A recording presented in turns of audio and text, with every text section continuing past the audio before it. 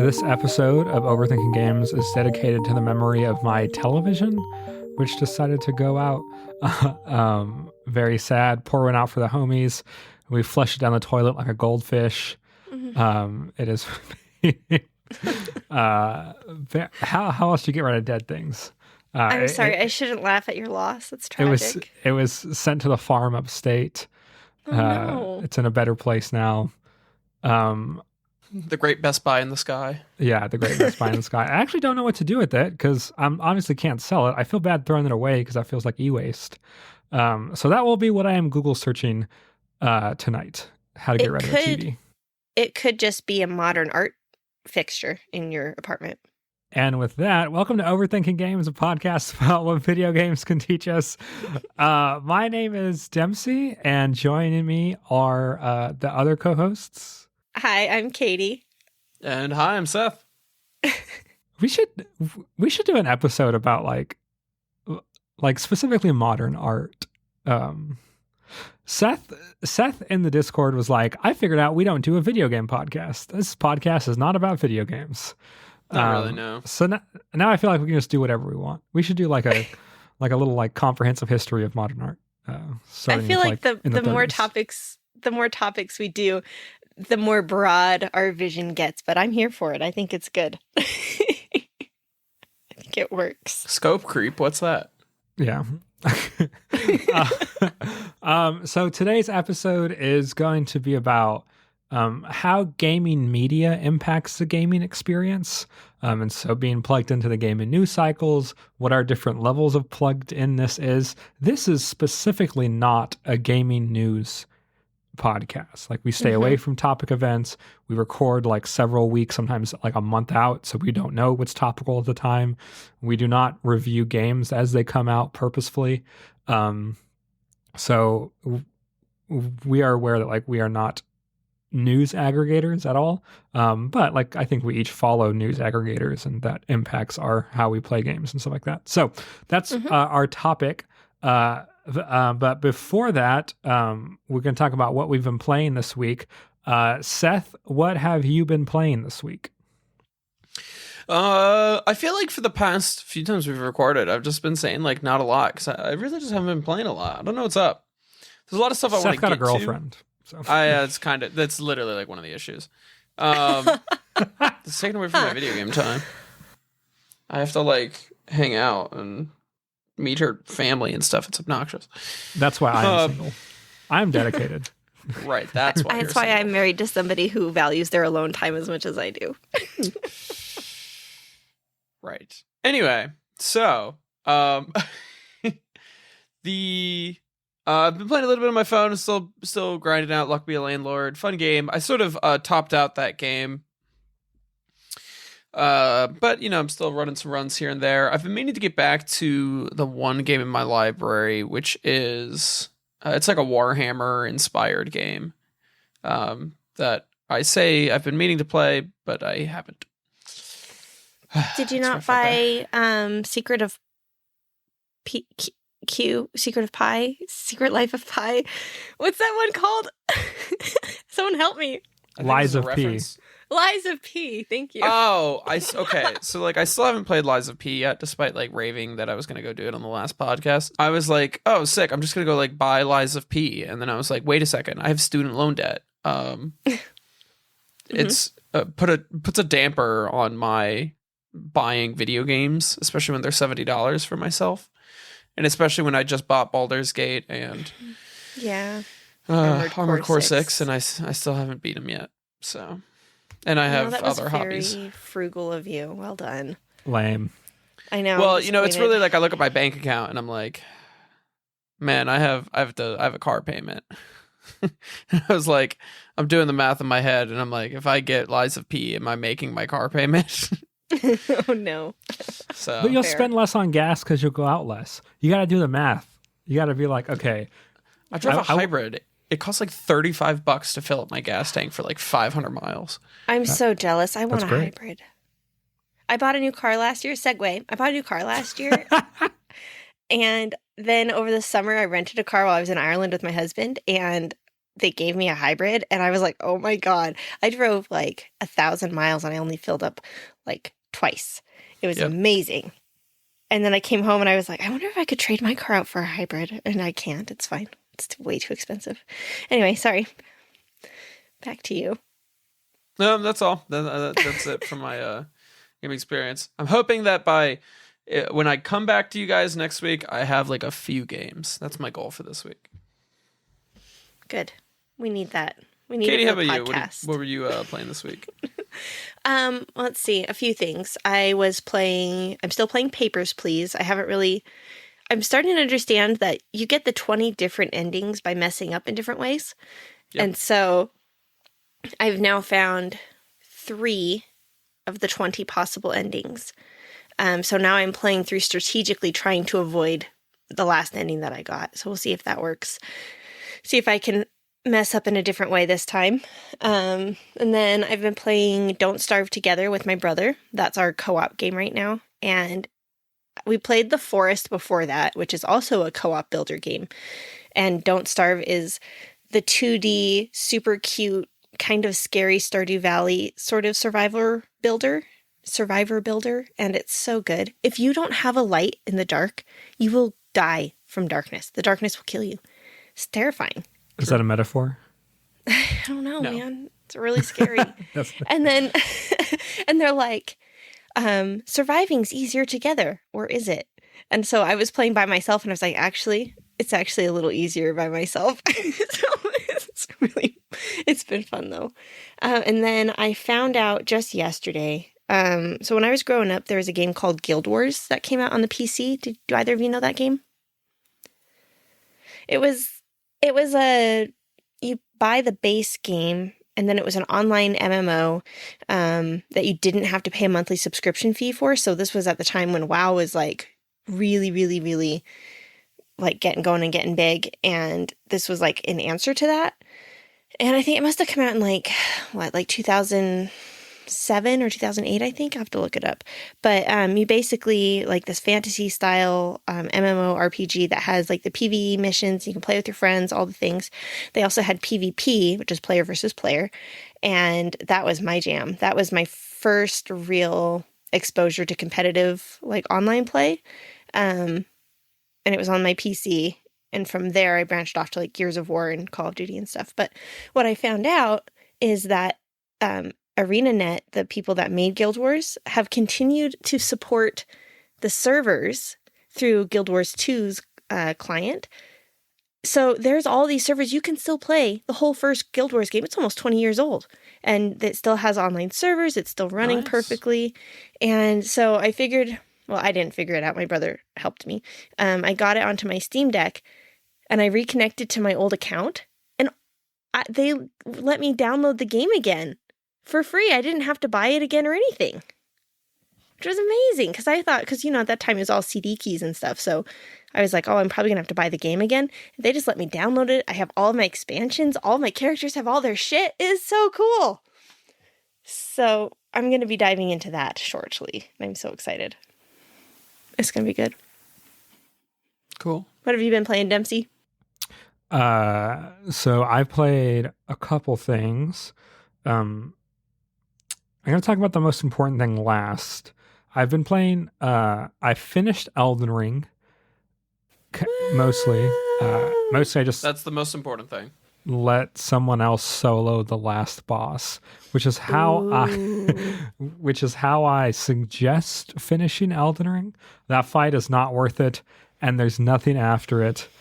And you just hit credits and that's it. Satisfaction. What? It's fine.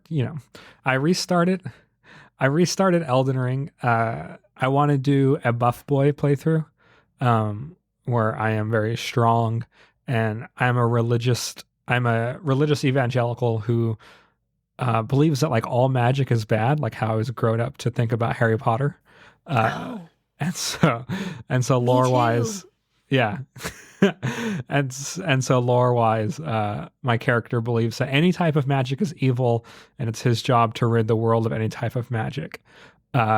So that's like, would he hunt down poor little gifted children who happen to make fire with their fingertips? Is that what kind of duty is? 100%. Yeah. Okay. So that's been fun. Elden Ring's a lot different experience when you're doing a melee than when you were doing magic. Like really, really different. My TV died, and so I've been playing my PlayStation 5 via remote play, which works pretty well. Like it's actually like a pretty good experience. I'm also on the same Wi-Fi network, so like it's not like I'm at a hotel trying to stream from my house or whatever. So take that how you will. But playing Baldur's Gate is not sensitive to input lag at all. So because it's turn-based, so that's kind of like the optimal game to play from remote play. Yeah, so I've been playing Baldur's Gate, and then I played a game that we got review codes for free. Yeah, I forgot. And it's did you not play it?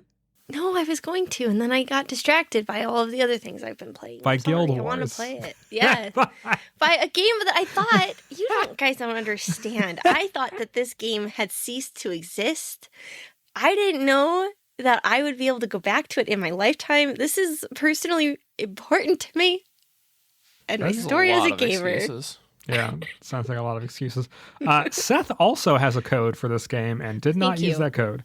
I do? Yes, we have 3 codes. Whatever. What? Since when? This is making us look good. So I played Torn Away, and it's fucking awesome. That game fucks so hard. It looks so good. It's so I think it's Russian. The website is in Russian, so that leads me to think the developers are Russian. Their TikTok is in Russian, so that also leads me to think the developers are in Russian. How did you hear about it? TikTok algorithm. Fair enough. Their studio is difficult. It's in all lowercase letters on Steam. I do not know how to pronounce it. It is made by, let me pull it up. I know, I'm curious. Perlesoq. Perlesoq. Perlesoq. Perlesoq. And published by Hawthorne Games. Much easier to say. Yeah, I wonder if that's like for the American publishing or whatever, or I don't know. Anyways, the point is that game, it's so good. It's like a 3.5 hour, maybe like 3 to 4 hour experience. Only like it's a narrative driven puzzle game. It has a lot. It reminded me of like Limbo a lot, where it's like has some platforming elements, but it like and has some puzzles, but it's more about like the vibe and like the story more than any like gameplay mechanic. It has, I don't know if I am biased towards thinking that foreign voice acting is better because I don't know what they're saying exactly. And so I can't tell when like the inflection sounds weird. So I don't know if the voice acting is really good or if it's just in Russian, so I can't tell that it's bad. But the voice acting fucking rocks. Like, it's great. It's fantastic. You are this 10-year-old girl is separated from her parents in World War II. And so you kind of go on this trans international adventure that spans both Russia and Nazi Germany. The platforming is the weakest part. It is possibly the worst platforming I've ever played in a game ever. Oh, no. There's not that much. It's used very sparingly. It is horrendous. Oh, no. But everything else that's not the platforming is like really, really fun and good. So there's like a click and point kind of, it's almost like a click and point adventure game. So you're like in a room and like your character goes like, okay, you're going to go search the cabinets and then you're going to go search under the bed and then you're going to go and you have to like, okay, I'm in a hut in the woods alone. I need to find the matches so I can build a fire. And then like there's like letters in the drawers, and you learn about who lived in the hut before you. And that sounds really fun. And your best friend is a mitten that used to be your dad's, and the mitten has all of your dad's war memories. And so his name is Comrade Mitten, and he's like kind of the narrator a little bit. He's like always talking. He's a very protective mitten. She wears her heart on her sleeve. Does she? Because it's a mitten. Oh God. Okay. Oh yeah. No, I guess that works. Would you say you wear mittens on your sleeve? Well, it's part of your arm, and you wear sleeves on your arm. Yeah. You're why we can't have nice things. That was a mildly funny joke. You're just mean. No, it's good. It's good. So one of the very fun things about this game is that when it has a story beat, a lot of times you do the story beat. And I know that sounds like Florence is the other game that does this really well. So like it introduces different gaming mechanics for different parts of the narrative, which is very fun. And so like it'll be like a certain moment, and like the sewing mechanic is different from the collecting wood mechanic is different from like whatever else.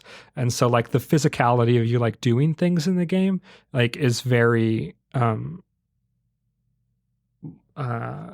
was gonna say it's very varied, but it's very dynamic. And so like you are like the puzzles feel like they're tailor-made for that specific activity and that specific moment in the game. So like for example, you're really missing your dad, and instead of just like talking about how much you miss your dad, you like physically like sew his mitten, and that's how the game communicates that you miss your dad.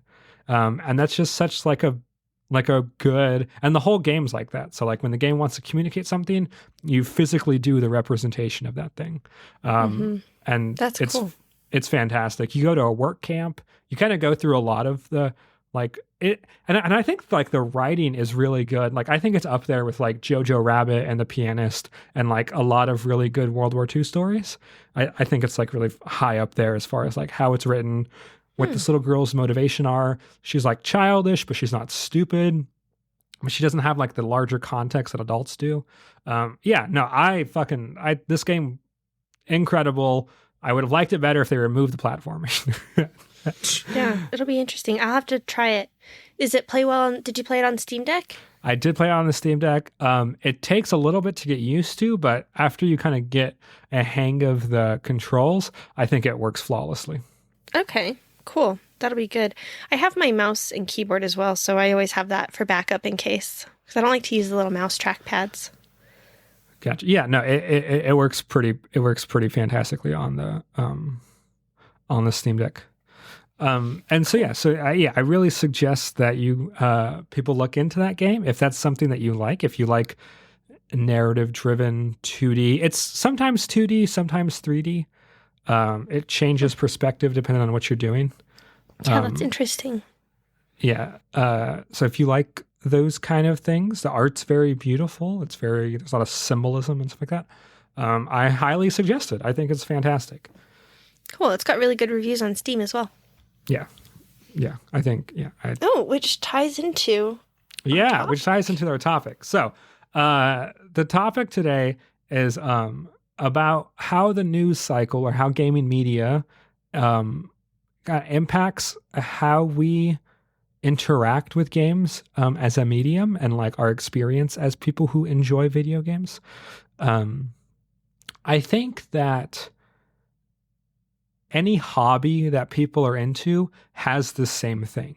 Like I think people who are very into basketball follow all the basketball news and like what products are related to which players and like the drama between like people's personal romantic lives. Very famously, Taylor Swift is dating a football player, and I think people who care about football now that's like a narrative that they are following and whatever. And for people who really care about movies, there's like entertainment news, and so I think like the idea of having a news cycle connected to a hobby is incredibly common. And I think video games does have some like idiosyncrasies and some verbiage that are specific to it, and like some attitudes and archetypes on like news. Like when a game is bad, you just know the developer is going to get death threats, which I am not as sure how common is. And like, I don't know if when the Chiefs lose a game, if they get death threats, but I know that if like Naughty Dog puts out a bad game, they're going to get death threats, or if some, and so I think a little bit of that might be specific to gaming culture. Yeah, that I think that there's kind of a higher, maybe a higher level of parasocial relationship between gamers and people who like make games, like because the developers will post sometimes. I mean, unless they're, making Silksong. But generally, developers will like like post updates on development, or they'll like say, "Hey, we patched this thing," and they'll give you like patch notes, and so there's like this communication back and forth that I think might lead gamers to feeling more entitled to like that contact than maybe somebody who watches movies would feel entitled to contact from like the movie director or something. I don't know. Yeah, you think Martin Scorsese like gets death threats when he releases like an 8 out of 10 film?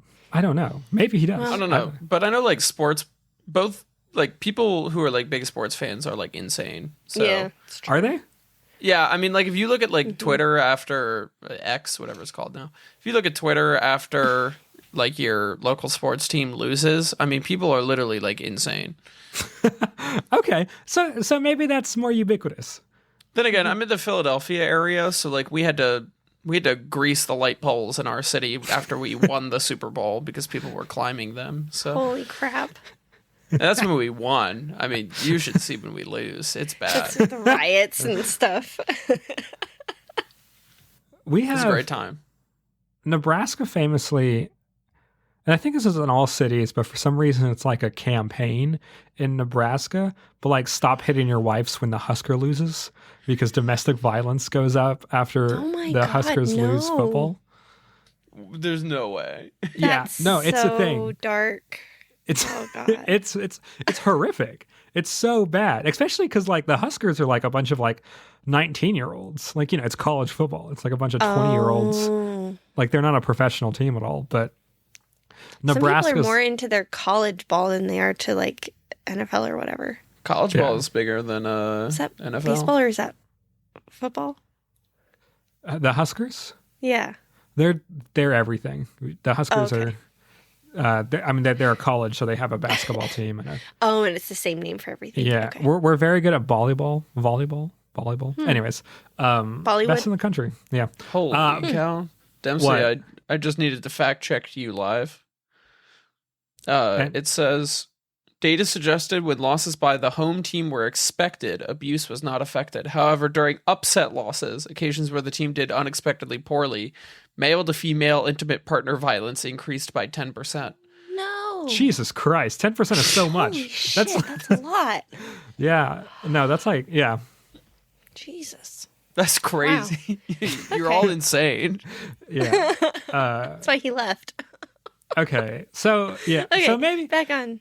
the toxicity and horrificness is not specific to video games, but Maybe this is just the human condition. yeah, maybe this is just people are bad. Like, People bad. yeah. But I did want to talk about how we relate to games media and what games media means for us. So I'll talk about this a little bit of like how games media impacts me. So first of all, I do not follow proper journalists. I follow aggregators more. So like I will watch my weekly news shows from like different creators. And so I'm kind of getting their personality mixed and commentary kind of mixed in with the news. A lot of times it's people that don't get too upset or riled up about things, like people who are kind of, who I perceive as like more level-headed and have like a even disposition towards these things. I don't think I could follow someone who's like chronically angry about stuff, because that just doesn't, seem fun. But I follow Skill Up, who has like a 30-minute weekly news show, which is where I get a lot of my gaming news. And then I follow Gamer Rinks, who has like a 30-minute news show on Fridays. And I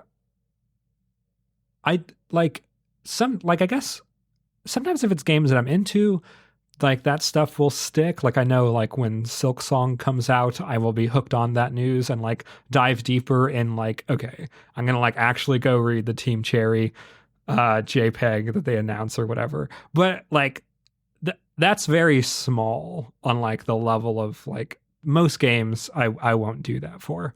Like most publishers or developers, I don't follow that carefully.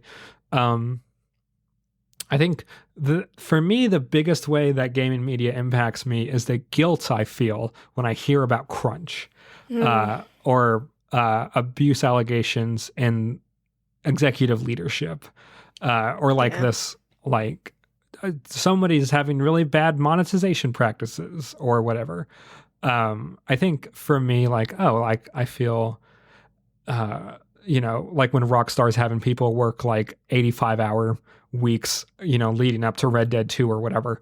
Then I'm like, well, I feel bad playing Red 2 now. It's very, and so, yeah, so I think, and the thing is that I'm very glad that those stories get out. Like, I think it's very important that those stories are covered, and most gaming news aggregators will cover high profile versions of those stories.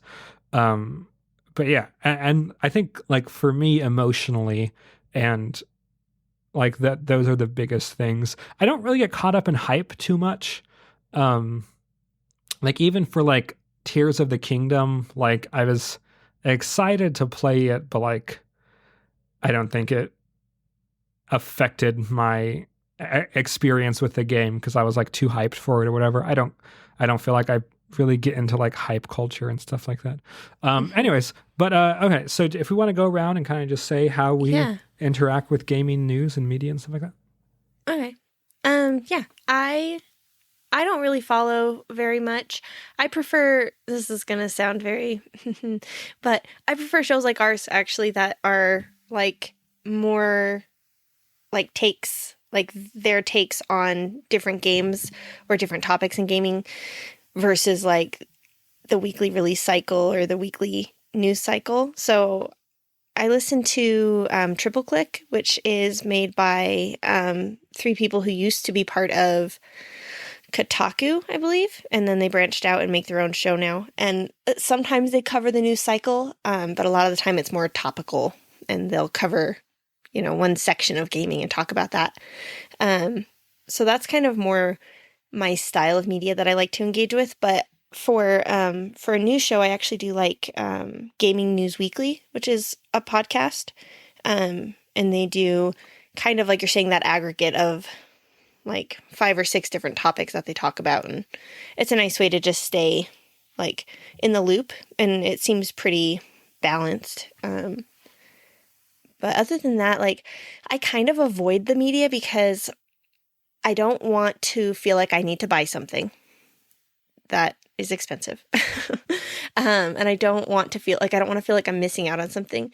I don't want to run into spoilers, and then once it's out of sight, it's out of mind, and I just forget about it. So I mostly, I mostly don't look at it too much. But I'm with you with the crunch stuff and like the moral dilemmas, because like you run into that and you're like, okay, so the people on top are assholes, but the people who are making the game are like proud that they've made a good thing. They've worked really hard, and it sucks to not like to boycott them because the people above them have bad practices. It's like not tipping, because it shouldn't be a tipping culture. People should pay their employees a living wage. Like at the end of the day, the employees are the ones that suffer. So I struggle with that moral gray area. How about you, Seth? Yeah, I don't feel, I guess, as strong on the topic. A lot of what I get from like gaming news usually revolves around like specific games that I'm looking for, because I don't, and I think I do this relatively intentionally, is to sort of avoid like regular news cycles just about for like everything. Because I think there doesn't really need to be like 24-hour news cycles for most things, even like the stuff I care about. And I tend to get a lot of the news that I do look for through secondhand sources. I'm usually like getting things through like Reddit, and I'm just waiting for like somebody else to like make a post about something by the time it gets to me. So I sort of use that as like my filter. Like just if it's something's important, it'll bubble up to the top, and eventually, it'll hit my attention. I also tend to stay off like algorithms. Like I don't use like the For You pages on social media. I just do like my follow lists. So I think I avoid a lot of like general news cycle stuff from that, because I'm just interested in like these people and these things. And so I only get to hear about that. But sort of wrapping the point back around, it would be, like a lot of the places then where I do discover new stuff is from like content creators who, are like sponsored to play a game. And I'm like, okay, I'll watch them play that and then see if it's something that I might be like interested in playing. I mean, that's how I originally found Slay the Spire. Was I had a YouTuber who was playing it, and I went, that looks like fun. Wow, he's bad at it. I can definitely do that better than he can do it. And then turns out, no, the game's actually just pretty hard. But usually I can do it better than he can do it. So, yeah, I mean, as far as like on that front, I guess I just don't feel as strongly about like gaming news problems in general. I kind of avoid it. Do you remember like when Elden Ring was coming out and like there was a lot of hype? Do you remember having feelings about people's expectations of the game, or like discourse, I guess? Do you care about like discourse at all? To an extent. I do sort of care what the general public thinks about a game. I think maybe a better example for me would be like when the new set of Pokemon games came out and everybody was like, wow, these are ass. And I'm like, well, yeah, but like I like playing Pokemon and you guys think everything is ass. So like I don't necessarily care what you have to think in the first place. But also like I understand that it's like a valid piece of criticism that the games are ass. And you know what? They are. So like point for the community, they were right. Elden Ring's a really funny example, though, and Elden Ring needs a whole other it's in a whole other realm, because we got the Elden Ring trailer back in like July 2019, and then we didn't hear anything for like so long. I think we went like 14 months in between like the Elden Ring trailer and then literally hearing like anything else about it, in which the internet just like slowly went batshit insane. And so you don't get to see any of this anymore, but the Elden Ring subreddit before Elden Ring came out was my favorite place on the internet by like a wide margin. I mean, every day people were just like freaking out. There's a really classic post where I think it was every week somebody took a picture of Miyazaki, the head developer for Elden Ring, and they made him 5% more transparent. Until it was just like a completely like blank image. Oh no.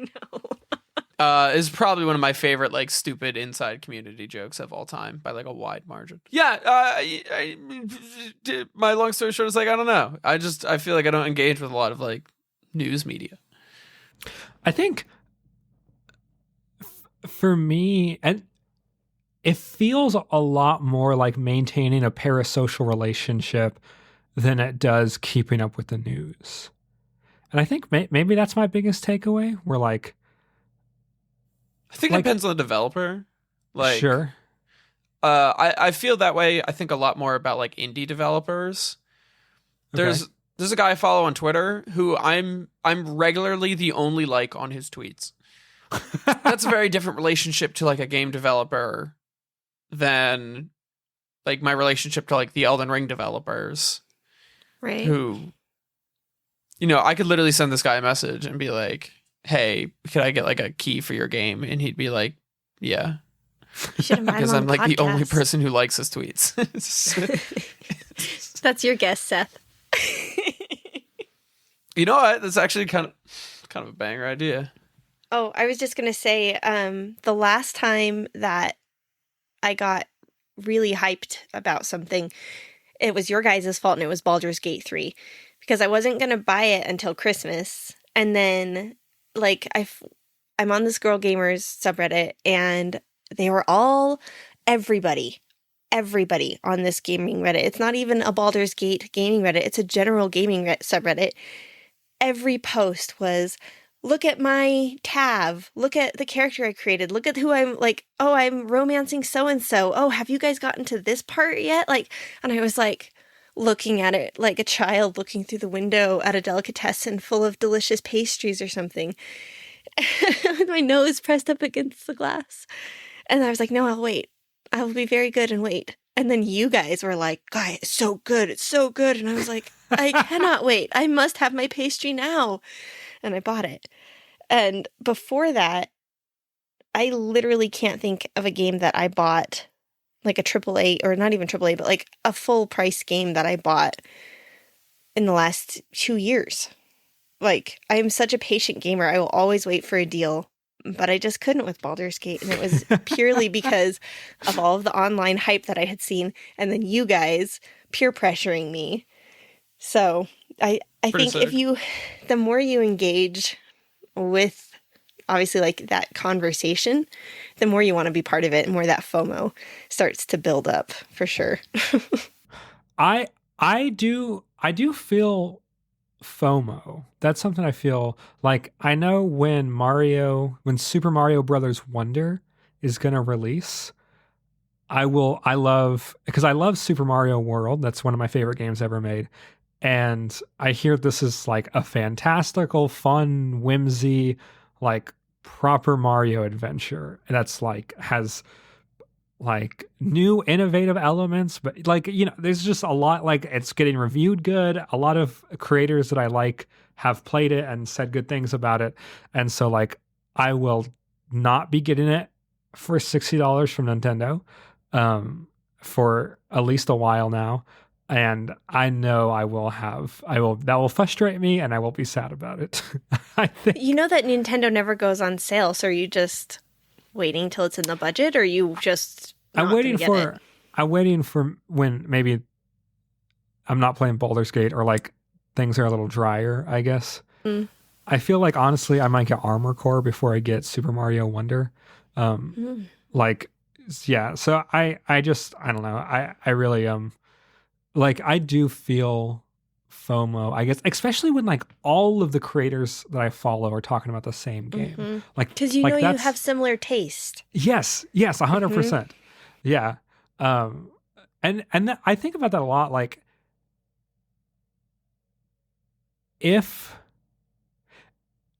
like crunch, for example, is a topic that impacts me emotionally. But I do think, like, if I heard a crunch story, but it wasn't from one of the creators that I like have trusted to give me news, if I would care less about it. Like, I do wonder if like the way I prefer to experience news is almost entirely personality driven. And if like I heard the same piece of information, but just from like IGN, which IGN feels very faceless to me. Like, I understand there's writers at IGN, and I think people have opinions on the staff at IGN or whatever, but I see it as this faceless news people or whatever. Like, I don't attach a personality to it. Like legacy news, sort of. Yeah. It's like watching CNN. Like, I don't know if it could be the same exact piece of information, but I don't think I would care as much. And maybe that's a problem. Maybe that's a bias that I have. I don't think so. Do you think that's because... Sorry, go ahead, Seth.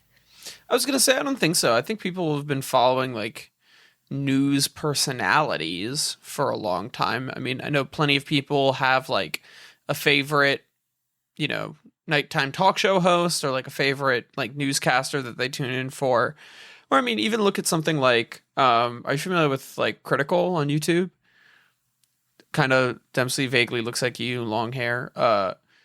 He long story short, he now essentially does like gaming news content, but also like news around like streaming news and just like popular video news stuff, but he gets a ton of views, and I think it's because he's got a great personality for it. So I think there's plenty of people who are interested in like just tuning into something because somebody's got a good personality and they make the news interesting to listen to. I feel like with the way I was actually just talking about this with my mom the other day, not about gaming news, but about like news. Because when I was growing up, we used to watch legacy news all the time. And then over the years, it kind of fell off. And it was just it just kind of felt like you couldn't go anywhere to get an actually unbiased take. It was all very like divisive, and now there's all these YouTube news commentators and analysts and stuff. And you can find ones that, like, of course, everybody has an angle, but you find somebody who, you agree with their angle or their angle sounds reasonable to you, or that offer enough context that you can form your own opinion regardless of their angle. Sure. And I think that happens with like content creators too, that you just find people that you either like the way that they present the news or their commentary on it, or that they give you enough information that you can kind of form your own opinion as well. Yeah. I don't know. I think I agree with that. I wish, though, I think in a perfect world, I would care more about the information. Like if I was like a more enlightened person, I would be like, no matter who's giving me this information is equally valid, whoever says it. I think that's like a more enlightened perspective rather than it be. Do you not think like that is contingent on the aesthetics around it or the personality that's wrapping around it? Right.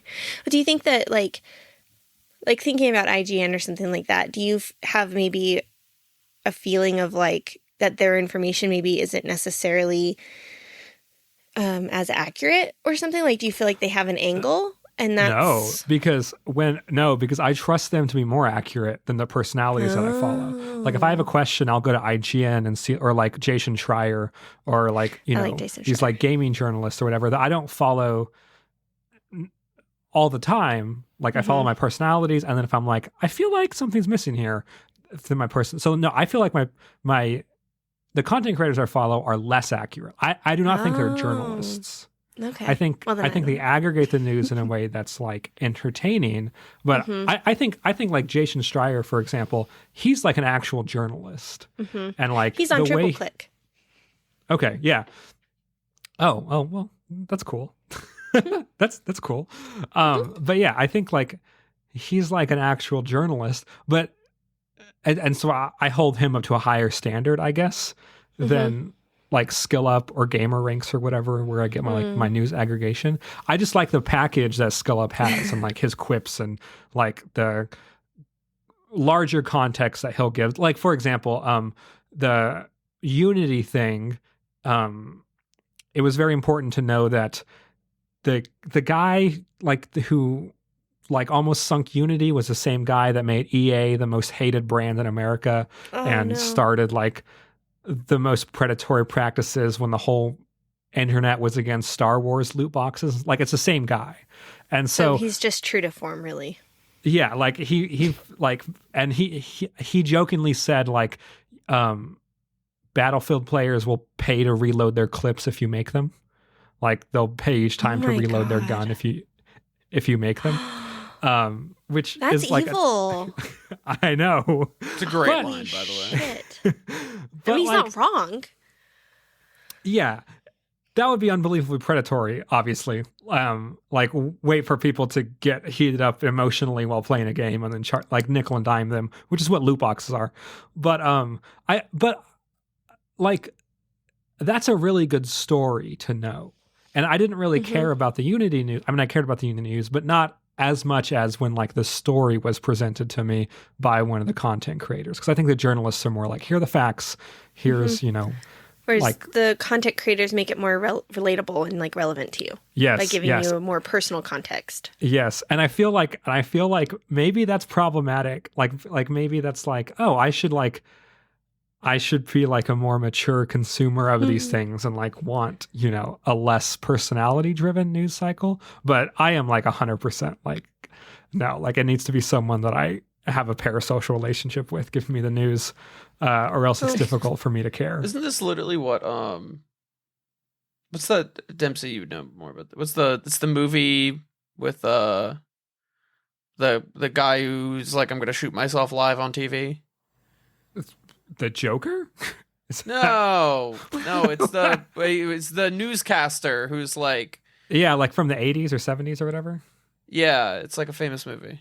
Yeah, 100. This is a lot about. I think it's I think it's Newsroom or something like that. It's like a comedy. Yeah, I mean, and I think that, I don't know. That's just something I feel like.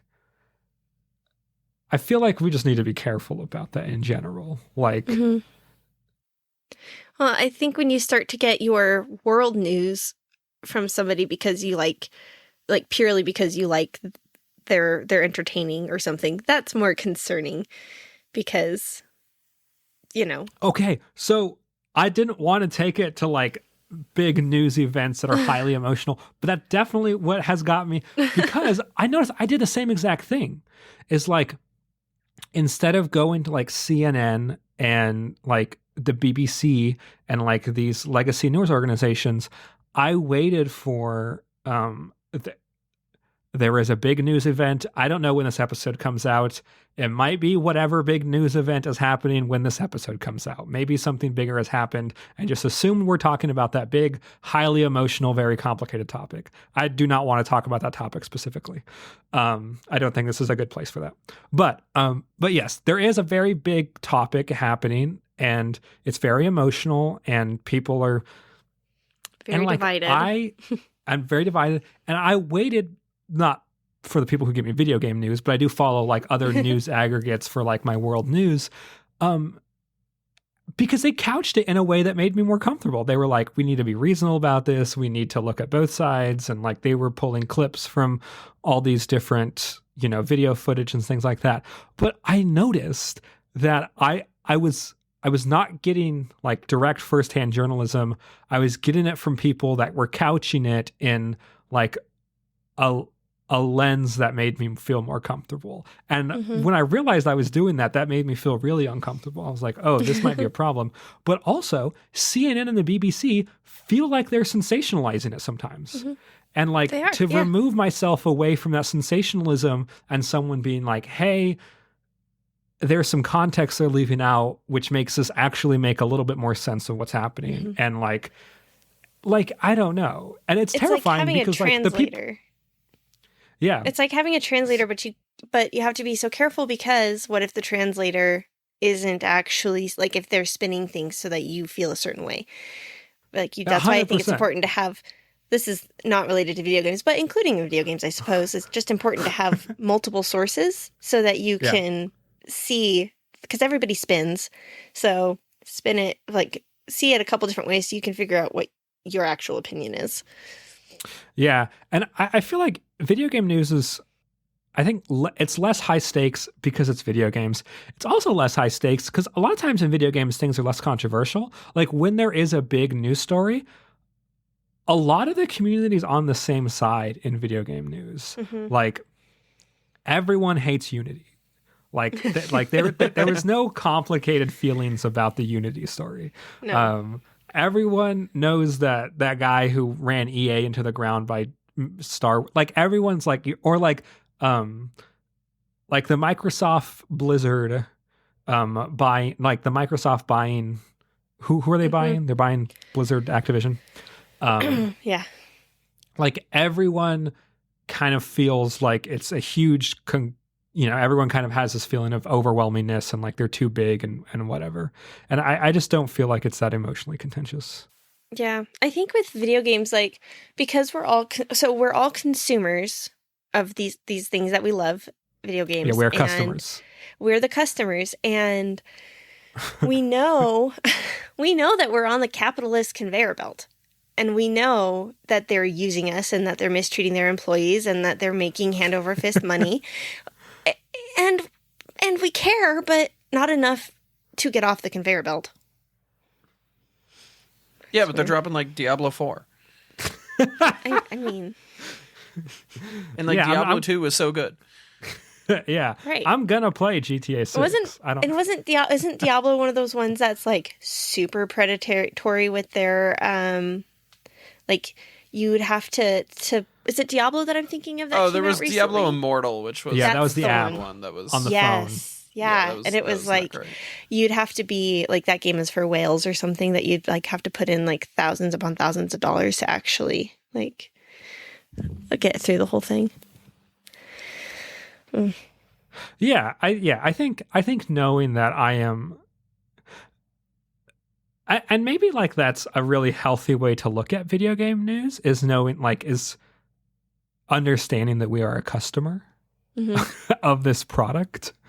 And that they're manipulating us the entire time so that we want to buy it. I think that's generally true. Even anything, and nothing's ever free, right? So, you use something like TikTok, you download the app for free, but you're still a customer. Like you get shown ads, and people spend a lot of money to develop algorithms to show you the content that you are interested in, so that you stay on the platform longer, so that you watch more ads.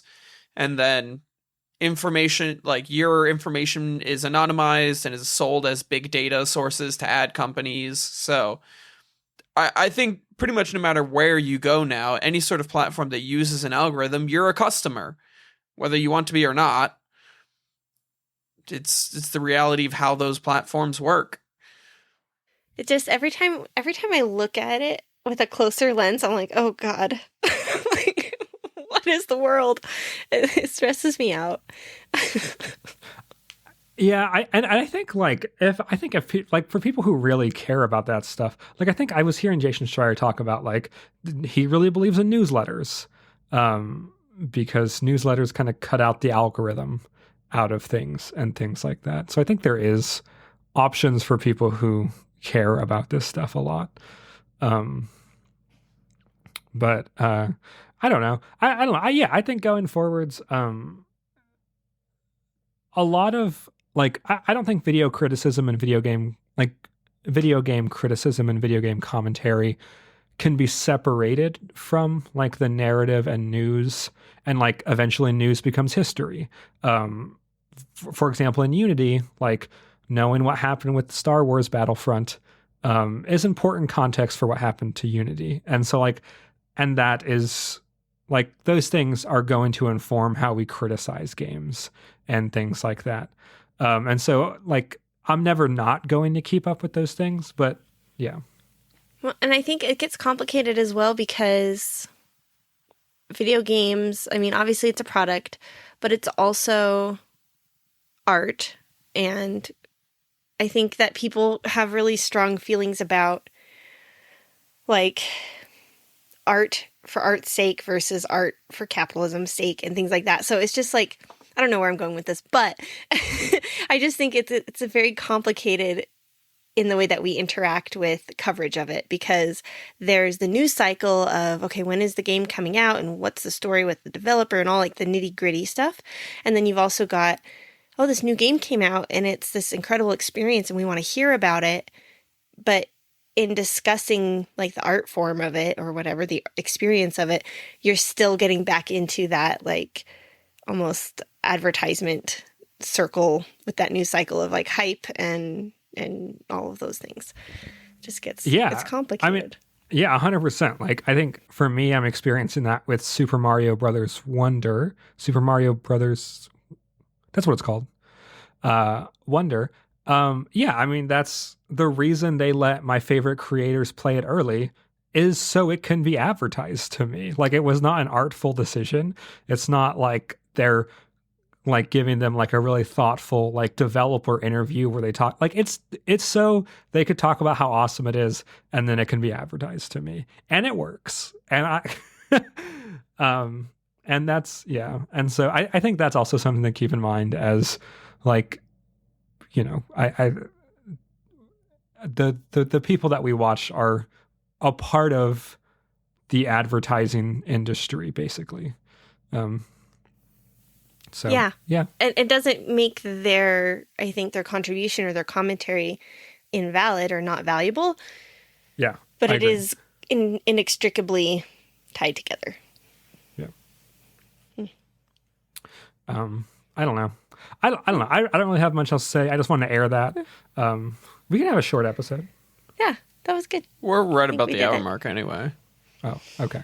All right. Yeah. So if you have opinions on how people should interact with video game news, we'll keep it to video game news because that's a simple thing to talk about. So if you have opinions on how people should interact with video game news, how you interact with video game news, any either news aggregates or journalists that you think we should really follow and take a look at, feel free to you could send us a message on TikTok, Instagram. You can email us. That's in the show notes. If you have any game recommendations or just want to chat about anything, send us a message. Thank you so much for listening. This has been Overthinking Games, a podcast about what games can teach us. And we'll be back next week. So we'll see you then. Bye. Bye. The movie was called Network, directed by Sidney Lumet. Good job. And scene?